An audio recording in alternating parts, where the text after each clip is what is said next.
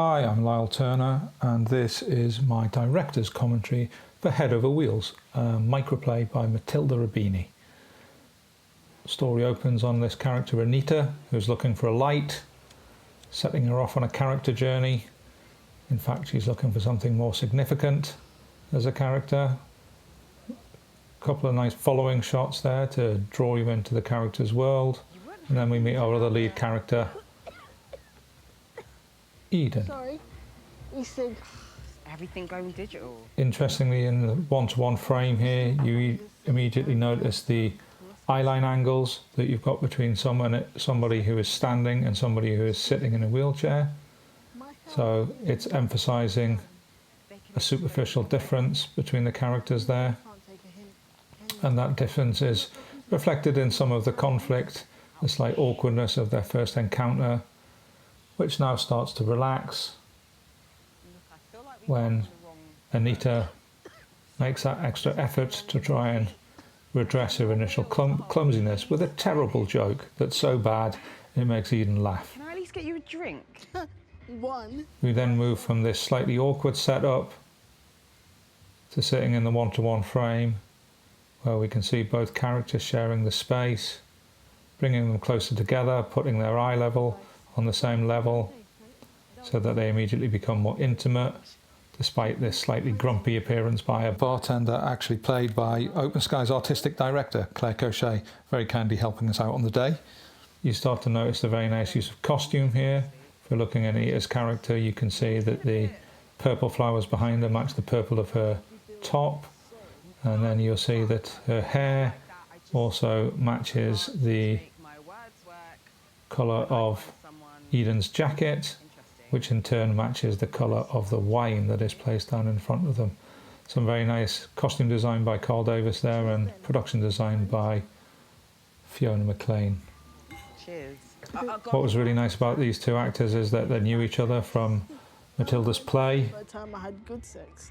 Spill. Little Miss Burden, which they'd both been in quite recently, and so they had a complicity that they brought to set with them, which meant we could get straight into the acting, straight on with the work, and they're really helping each other out here.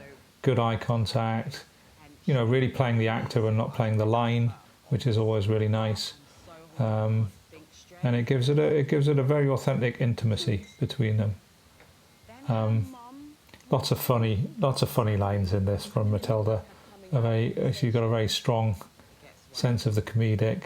So these are easy lines for the actors to laugh at as a with a very genuine response, because they're genuinely funny. So I gave them a brief. Something else you'll see here is that Carl's added some nice touches and some nice jewellery touches in terms of costume, just to catch the light, just to give everything a little twinkle, adding that kind of sense of blossoming romance, you know, sparkling in the sunlight. Who wanted me to suck hummus off his toes.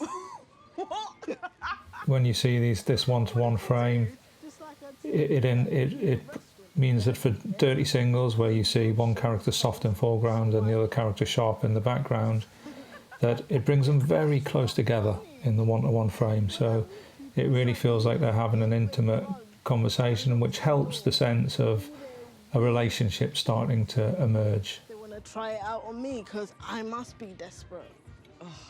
Little flash of vulnerability there from Said Ahmed, who's playing Eden. You see the evolution in the eyes of the characters, where we move from light-hearted flirting to a more concrete proposal of something more than friendship. Yeah, lovely acting. Very good acting, very naturalistic.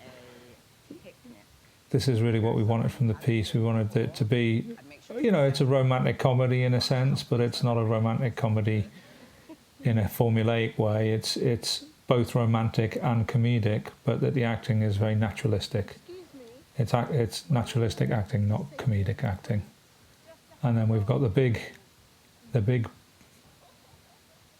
proposal at the end, possibly as much as a surprise to the audience as it is to Michelle Tebo's character Anita.